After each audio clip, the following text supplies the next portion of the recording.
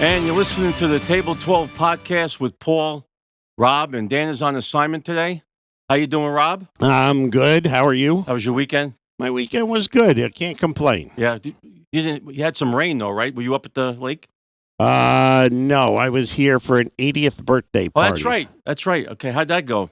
It did go well. Yeah, Grandma Sue was very surprised. We had it at the Irish Cottage. We introduced everybody to Table 12. We had about 60 people there. Awesome. So that was a good time for sure. That's great. Yeah, Audrey and Peter did an amazing job, actually. Shout out to Audrey and Peter. Yeah, over at They always do a good job over there. Yeah, they did a great job. So, yeah, thank you. Well, congratulations to your mother-in-law. Yeah, 80 years, and she's still going strong. She still climbs a mountain and does rocks. Wow, that's crazy. Yeah, I can't even do that now, and I'm 68. Wow, 80. That's a lot. It sure is. They have that longevity, though. The News family, I hear her you. grandmother, I think, lived to like 96. Yeah, my mother's going to be 90 this year. Wow, So that's at the end of the year.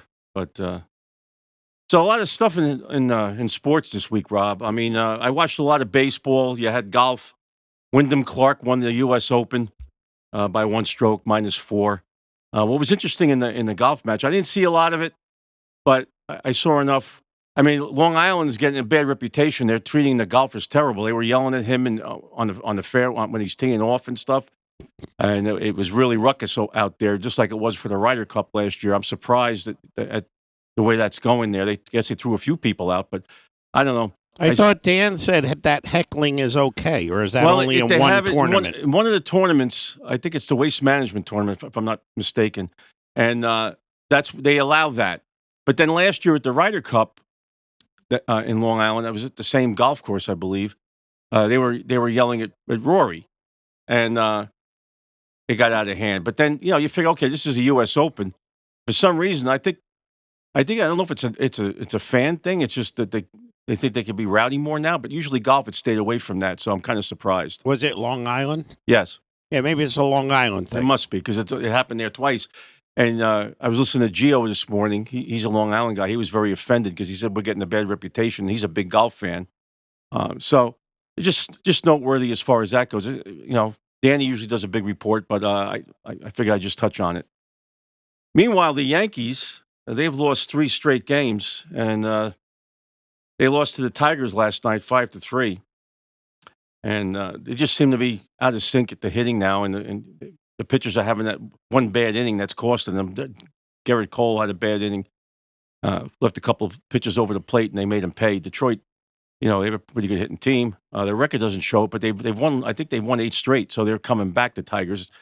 But over the weekend, I mean, the Yankees were home and lost 2 out of 3 to the Reds, where they were 0 for 22 with runners in scoring position on the 2 losses. So, they continue the series with Detroit tonight. But something interesting happened during the game last time when I was watching it. What's that? Jazz Chisholm plays second base. He's a little bit of he seems like a nice kid. He's kind of flamboyant, the way he plays the game. He makes too many errors for my liking, but he's got a little bit of personality. He came out one of the half innings, I forget which inning now, but with a lollipop in his mouth. So he was playing with a lollipop in his mouth, second base. They're allowed to do that? Well, I never seen it before. I mean, you always see them chewing gum and sometimes tobacco in their mouth, but I never seen a guy with a lollipop. I mean, you dive for a ball or something, that stick is in your mouth. That could be dangerous, but it just shows to me, it's a bad look to me. It shows a lack of focus, if you want. Well, how old is he? I'm not sure how old he is. He's probably in his late 20s, if I had to guess. Oh, there you go. He's a decent player, but obviously Aaron Boone was ticked off because I heard him on the podcast this morning that he does every week, and he was ticked off about it. Says he addressed it with the player after the game. But I guess all day it was a topic. Every time I got in the car on sports radio, on FAN, they were talking about it. And I guess in the press conference pregame today, he was asked a question about it. Now he's tired of hearing it. We addressed it. It won't happen again. But this is just something I never seen before. It's kind of odd that you would do that. But then I heard about a guy and I forget which team he played for. He always had a toothpick in his mouth when he played in his career. So I don't know. I guess the lollipop is something you'd notice more.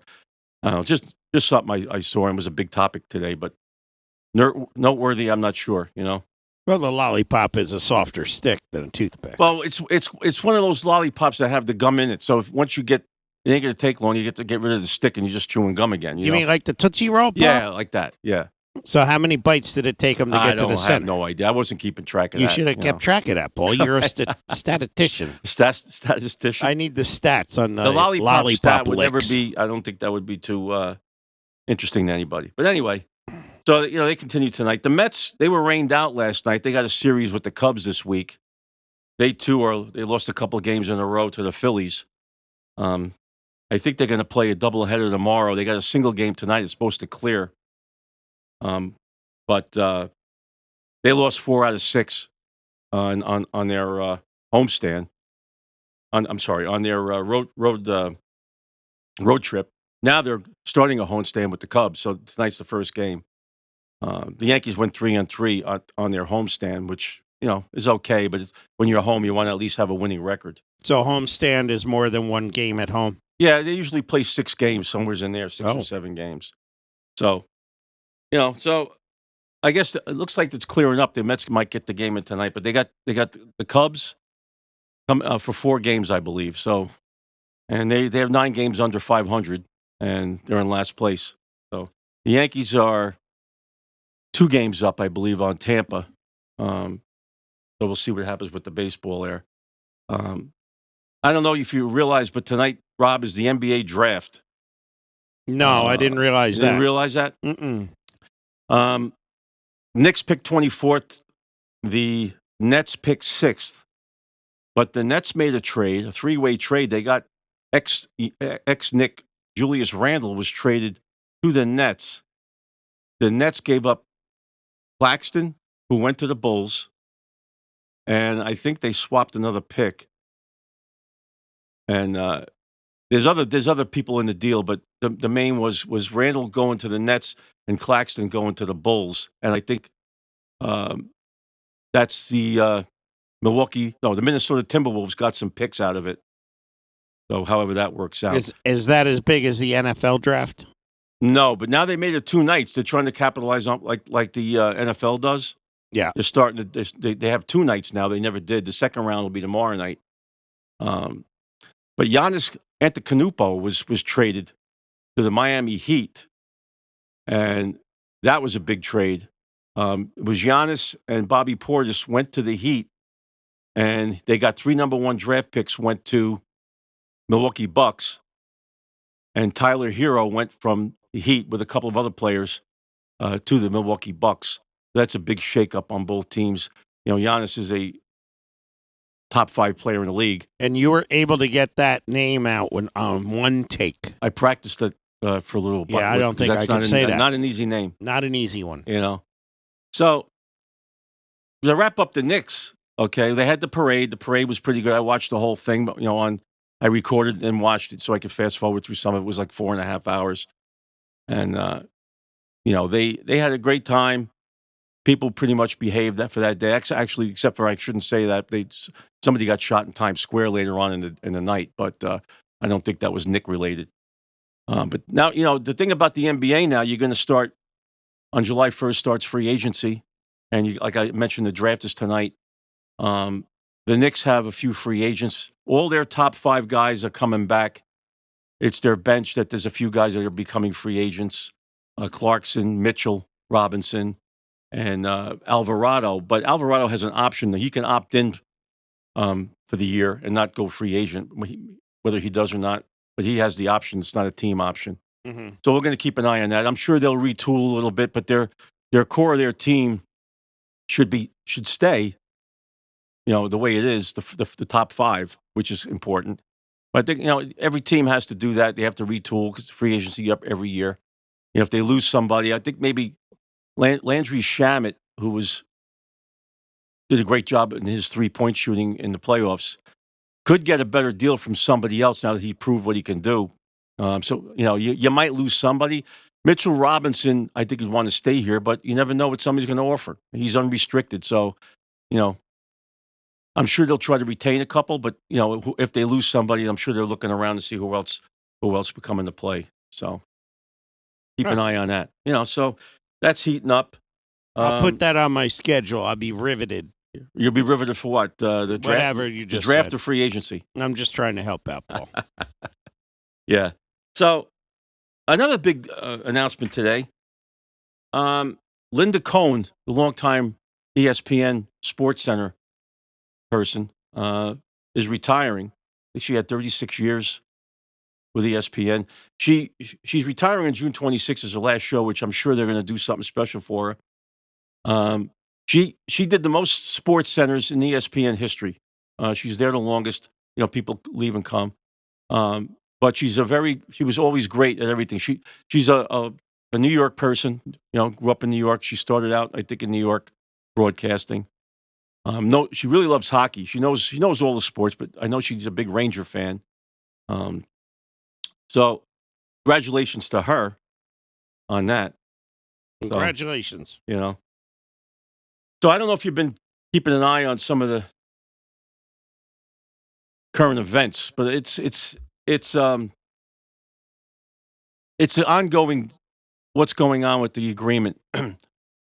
So now they have an agreement, Iran and the United States, to a 60-day roadmap, they call it, to an agreement, which, I thought, and I thought that they should have an unconditional surrender because this country just doesn't play by the rules. They just kick the can down the road. They don't want to do anything but delay to maybe the next president comes in and gives them a boatload of money. I don't know, Mhm. but Mark Levin, who's on Fox, he's a big Trump fan, and he kind of shot down the deal, saying he's very disappointed. Hopefully, they'll be more concrete, but he thought it was weak and you know not enough in there in teeth wise. Now I think they opened up the strait, which was one of the key things that traffic is going through. But I mean, do you have any faith in this regime to do the right thing? I don't know, Rob. I'm not sure about that. Well, I know. Didn't 16 ships go through or 9 ships? Yeah, I mean, they're starting to go through now.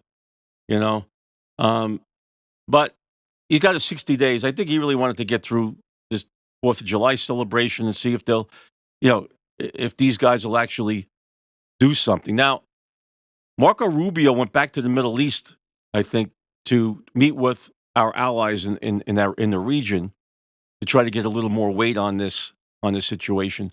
Um, but I tried to see today before I left if there was anything going on, and he was campaigning. Trump was in Pennsylvania, um, so he's trying to win Pennsylvania. The midterms are not too far away, mhm. But one thing I was disappointed in at the G7 summit that was in Europe, I did, Trump is Trump, and sometimes he gets on my nerves too. I don't. People don't. The one thing we are is objective. If I don't like something, I'm going to say it, even though I'm a Trump supporter and I'm more of a president supporter. We had to go through 4 years of what went on here, and I wasn't out protesting and slamming bats into cars and everything. So I think I try to be objective. I'm a conservative, but I don't like certain things, and he gave everybody kind of cold shoulder over there, all the leaders, and then one stood out: the Italian Prime Minister Giorgiana Melani, I think her name is. She tried to get a picture with him, and he made a stand like, "You're not going to get a picture with me. You didn't help us with that. You didn't let us do. You didn't support us during this Iran thing." Look, if you're gonna do that, then don't go to the summit because to me, business is business. Like you still got to try to get along. I mean, you don't get along with anybody. That you're not always going to agree with everybody, and I think he was right with being ticked off about, like, if France and Italy doesn't let us use their airspace to do anything. I think that's wrong because we have bases over there and we're stationed over there, so it's kind of a two-way street. We're helping, protect the West over there in Europe, and then you won't let us have airspace. That's kind of like, but like I still wouldn't be ignorant. I don't like to be. Don't make yourself look like a jerk by not taking a picture with her, because then she rode up on one side of him and down the other. Okay, she told him a piece of humble. She's a tough lady. Okay, so that didn't sit right with me when I saw that. You know what I mean? Because I think you got to be, if you're going to be in that, when you're behind closed doors, you can tell them what you think, but the cameras are all there, and you're refusing to take a picture. I think it's kind of low. I think it's kind of belittling. Yeah, Right? I agree. I Yeah. agree. But he can be a little bit of a baby sometimes. Well, it seems that way. I mean, everything. You know, if I see something I don't like, I'm not going to just not say it because I'm a Trump fan. I don't like. But that's what the problem is. See, we'll admit something we don't like, and we can understand. But the other side, he could, no matter what he does right, he's never going to get any credit for it. Right. But he made himself. To me, he made himself look small. So the current events part of it, we'll keep you posted, because it's every week now. It's a 60-day moratorium. This whole agreement thing. So that's a long time to try to whack a deal out. I don't know if they can't. If they should be able to do it in that framework, but who knows? Yeah, well, look at the other war ongoing. Yeah. Well, that's still Forever. going, and really, one has nothing to do with the other. No, one has nothing to do with the other, but you don't hear about the other one anymore, do you? No. But because Israel's got to still, they got to do what they have to do. You know what I mean? And if they're still getting shot at from Lebanon, this Hezbollah, you can't just say, well, we're negotiating a deal with Iran, so we can't do anything with that. Right. Right. Mm-hmm. So I don't know.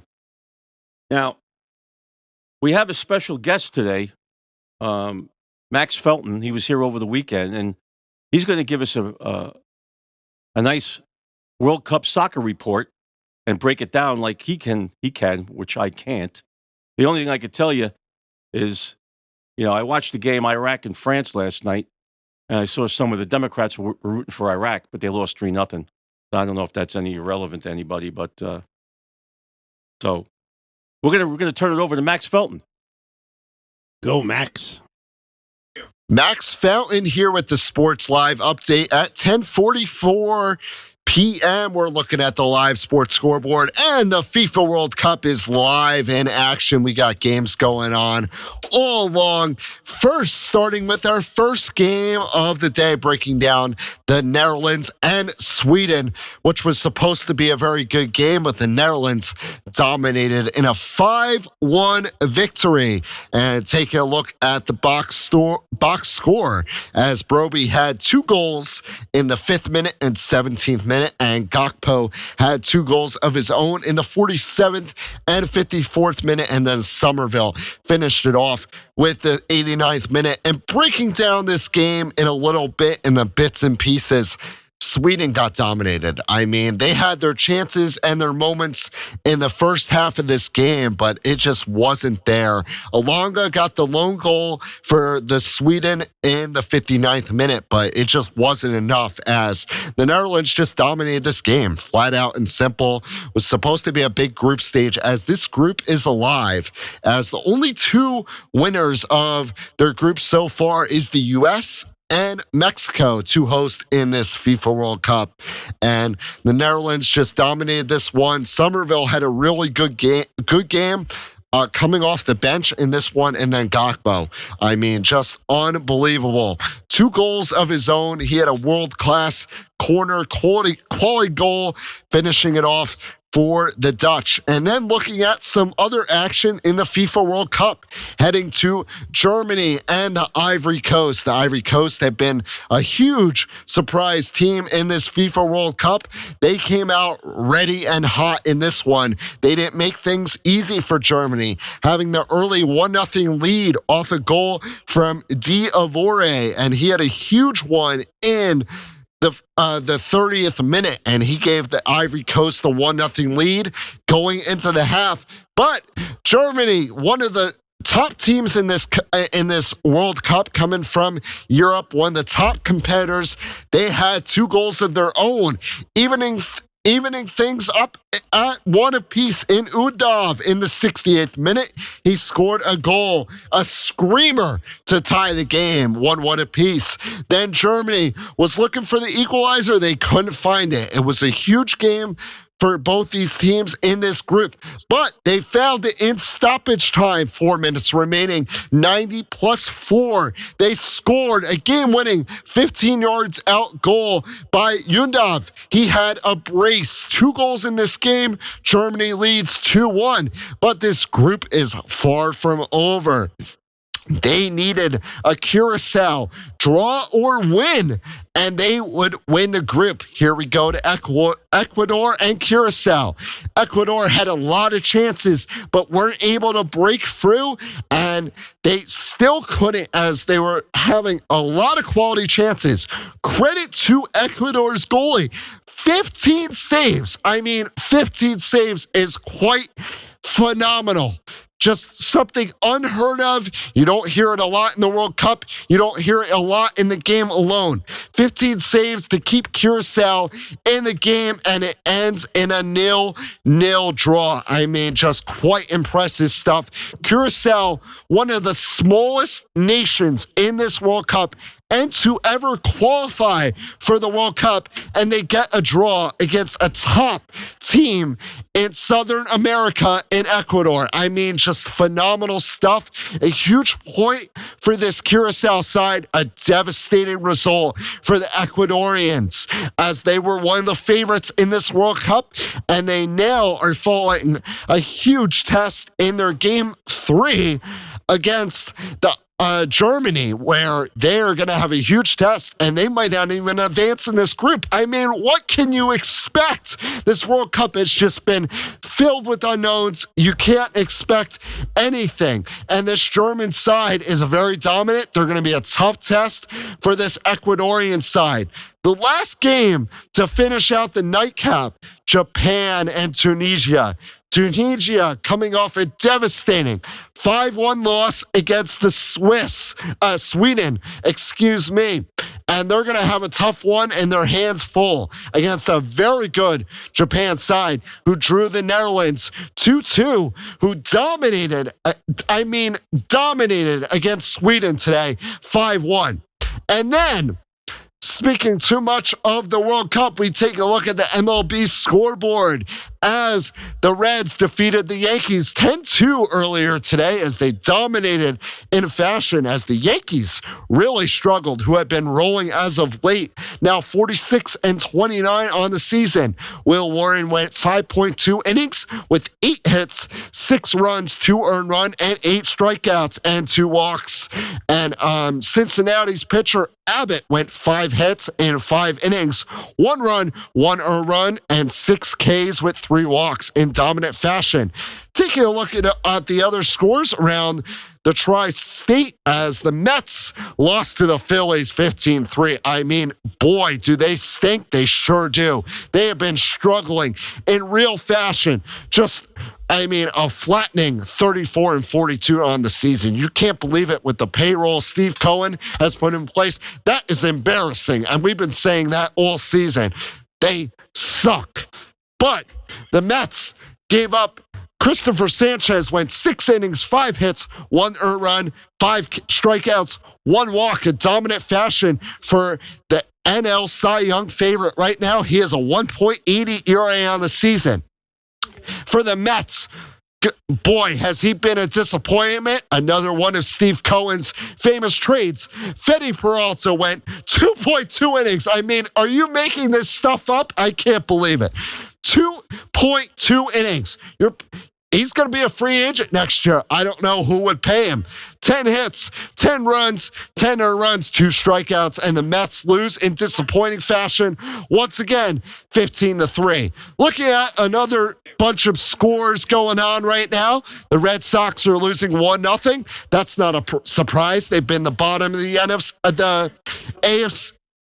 They've been the bottom of the AL East. They stink. And looking at some of the other scores, this is a really bad one, but we got to say it because we're on air. The Rockies lead the Pirates 2-1. Looking at the pitching matchups, as Paul Skeens, he's been one of the top pitchers in baseball. He went 5.2 innings so far, 4 hits, 2 runs, 2 earned runs, 8 strikeouts, and 2 walks. And taking a look at the Orioles and Dodgers, as I'm a Yankees fan myself, hopefully the Dodgers lose, but I also hate the Orioles, so hopefully they lose as well. So far, it's 1-0 Orioles in the top of the 4th. Rogers currently has a no-hitter. Hope I don't jinx him. He's got 4 strikeouts and 1 walk. And for the Dodgers, Yamamoto's gone 3 innings, 2 hits, 1 earned run, 3 strikeouts, 1 walk. And that's a look at the MLB scoreboard. And stay tuned for FIFA World Cup updates as we'll give the latest as Japan and Tunisia kick off in about 8 minutes. That's a big one, but should be a blowout as Tunisia is not very strong, coming off a heartbreaking loss to Sweden 5-1. I mean, that's been one of the most embarrassing games of the World Cup so far, so hopefully they bounce back after that one. But that will do it for your sports update with Max Fountain. I'm here looking at it 10:52 here in Hamburg, New Jersey. That's Table 12. Table 12 podcast. That's the latest from Max Fountain here in Hamburg, New Jersey. All right. Thank you, Max, for a great report. That wraps it up for the Table 12 podcast for this week. Thank you, Rob. You're welcome, Paul. Hopefully we'll be back on our normal schedule next week. And hopefully Daniel Monday. Daniel will be back, hopefully. And we'll see you next Monday. Thank you all. See ya.